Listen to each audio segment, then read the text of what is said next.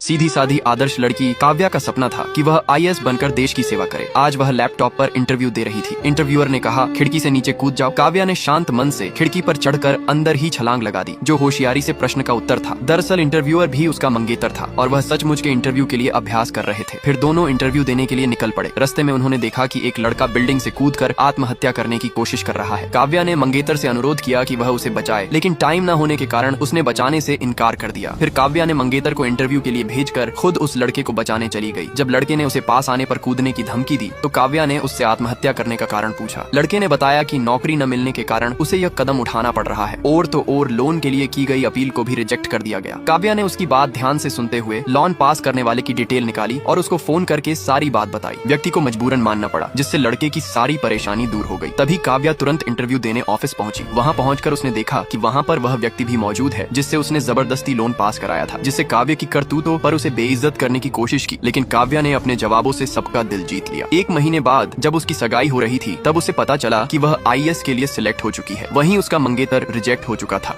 IAS बन जाने के बावजूद काव्या के चेहरे पर खुशी की जगह उदासी छाई हुई थी, क्योंकि उसके मंगेतर शुभ ने एक अजीबो गरीब शर्त रखी, या तो वह आईएएस की कुर्सी चुने या फिर उसकी पत्नी बने। काव्या बस इसी चाह में थी कि शुभ अपनी यह जिद छोड़ देगा। उसकी माँ ने उसे करियर छोड़कर पहले घर बसाने का सलाह दिया, जबकि उसके पिता उसकी सफलता से बहुत खुश थे। गर्व से उन्होंने घर के बाहर एक बोर्ड लगा दिया, जिसमें लिखा था आईएएस काव्या का निवास। उसी बीच उनके घर पर मंत्री जी के कुछ सहयोगी आए। उन्होंने बताया कि मंत्री जी ने आईएएस बने सभी नए अधिकारियों के लिए एक सम्मान समारोह का आयोजन किया है, जिसमें काव्या को भी शामिल होना है। ये सुनकर सभी बहुत ही खुश हुए। कुछ देर बाद काव्या को एक मैसेज मिला। आईएएस परीक्षा में बैठने की अधिकतम आयु सीमा 1 साल और बढ़ा दी गई थी। ये खबर पढ़ते ही काव्या ने तुरंत शुभ को कॉल करके उसे यह खुशखबरी सुनाई और साथ ही मंत्री जी के समारोह में आने का कहा। अगले दिन काव्या अपने परिवार के संग समारोह में पहुंची। वहाँ शुभ भी अपनी माँ के साथ मौजूद था। समारोह के दौरान कुछ रिपोर्टर आए और उससे काव्या की सफलता और अपनी असफलता के बारे में सवाल करने लगे। शुभ उन्हें बाहर ले जाकर समझाने लगा कि मुझे आईएएस बनने के लिए 1 और साल मिला है। रही बात काव्या की, तो वह 1 साल बाद आईएएस की कुर्सी पर बैठेगी। तभी काव्या का भाई वहां आकर उसे डांटने लगा।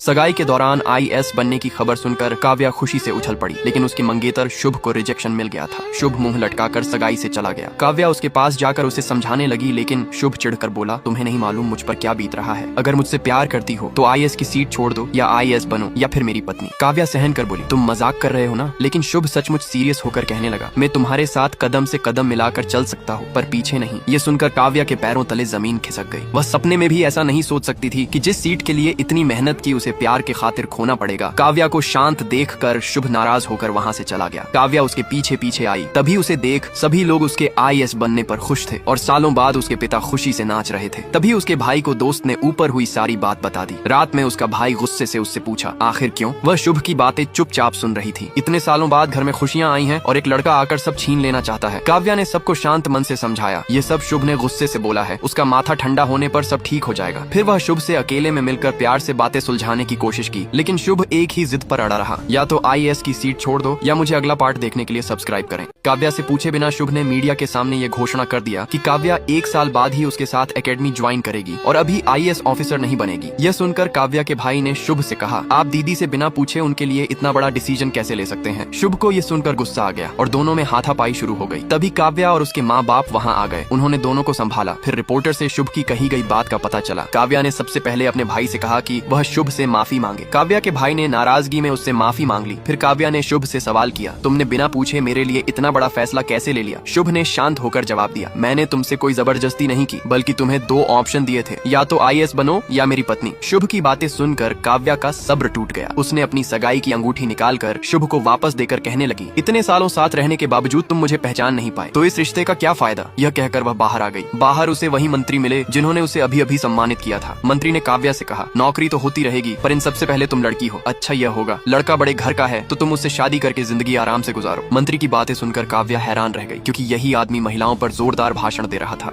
आईएएस बनने के सपनों को पूरा करने के लिए काव्या ने शुभ से अपनी सगाई तोड़ दी और साथ में मंत्री जी का असली रूप देखने के बाद वह घर लौटी। वहाँ पड़ोस की कुछ महिलाएं उसकी माँ के कान भर रही थीं कि लड़की की उम्र हो गई है, हमें लगा शुभ से शादी हो जाएगी, पर अब तो सगाई भी तोड़ दी। न जाने अब इसका घर बस पाएगा या नहीं। समाज का यह नजरिया देखकर काव्या समझ गई, गलती चाहे किसी की भी हो, इल्जाम हमेशा औरत पर ही डाला जाता है। इन सब बातों से काव्या बहुत दुखी थी, इसलिए उसका भाई उसे जबरदस्ती एक स्टूडेंट पार्टी में ले गया ताकि उसका मूड फ्रेश हो सके। पार्टी में जैसे ही काव्या एक कुर्सी पर बैठने ही वाली थी, तभी अनजाने में एक लड़के ने कुर्सी खींच ली, जिससे वह नीचे गिर गई। फिर संभल कर बैठने के बाद उसने एक लड़के को माइक पर यह कहते सुना, आजकल नारी शक्ति को ज्यादा महत्व दिया जा रहा है। काव्या ने तुरंत पलटकर जवाब दिया, ऐसा बिल्कुल नहीं है, क्योंकि आज भी लड़कियों को लड़कों के पीछे रहने पर मजबूर किया जाता है। फिर सभी के कहने पर काव्या स्टेज पर गई और पूरे आत्मविश्वास के साथ बताया कि आज भी लड़कियों की वास्तविक स्थिति क्या है। इन सब बातों से वह लड़का इम्प्रेस हो गया जिसने उसकी कुर्सी खींची थी। फिर सभी उसे सहयोग करके जोर से तालियां बजाई। अपने मन की बात कहकर काव्या ने हल्का महसूस किया। फिर वह अपने भाई के साथ घर लौट गई। अगले दिन काव्या आईएएस की ट्रेनिंग पर जा रही थी। आईएएस ऑफिसर बनने के सपने को पूरा करने के लिए काव्या ट्रेनिंग पर जाने की तैयारी कर रही थी, लेकिन शुभ से रिश्ता टूट जाने के कारण उसकी माँ बहुत मायूस दिख रही थी। अपनी माँ को उदास देखकर काव्या ने उन्हें गले लगाया और भरोसा दिलाया कि वह आईएएस भी बनेगी और एक अच्छी घर गृहस्थी वाली पत्नी भी, जिससे उसके माँ और बाबा दोनों का सपना पूरा हो जाएगा। यह कहकर वह ट्रेन स्टेशन पहुंची। वहां उससे मिलने शुभ के पिता आए, लेकिन वे उसे विदा करने नहीं बल्कि रोकने के लिए आए थे। उन्होंने काव्या से कहा, बस 1 साल की ही तो बात है, तुम शुभ के लिए इतना भी नहीं कर सकती। साथ ही उन्होंने शुभ का एक वीडियो दिखाया जिसमें शुभ की हालत साफ दिख रही। हालांकि इन सब बातों का काव्या पर कोई असर नहीं हुआ, क्योंकि उसने अब आईएएस बनने की ठान ली थी। इसलिए उसने शुभ के पिता को 1 साल के इंतजार के लिए मना कर दिया। इससे नाराज होकर शुभ के पिता ने गुस्से में कहा, मैं भी देखता हूँ कि तुम आईएएस ऑफिसर कैसे बनती हो। उनकी बातों से काव्या को गहरा सदमा लगा। जिस व्यक्ति को वह बचपन से अपना आदर्श और गुरु मानती थी, आज वही उसके खिलाफ खड़ा हो गया था। तभी वहाँ एक लड़का आया जो क्लब में काव्या की बातों से इम्प्रेस्ड हुआ था। दरअसल काव्या गलती से उसकी सीट पर बैठ गई थी। जब लड़के ने काव्या से अपनी सीट छोड़ने को कहा तो काव्या ने गुस्से में आकर आईएएस की सीट छोड़ने की बात पर उस पर गुस्सा निकाला। तब लड़के ने टीटी को बुलाया और टीटी ने काव्या को उसकी सही सीट दिखाई।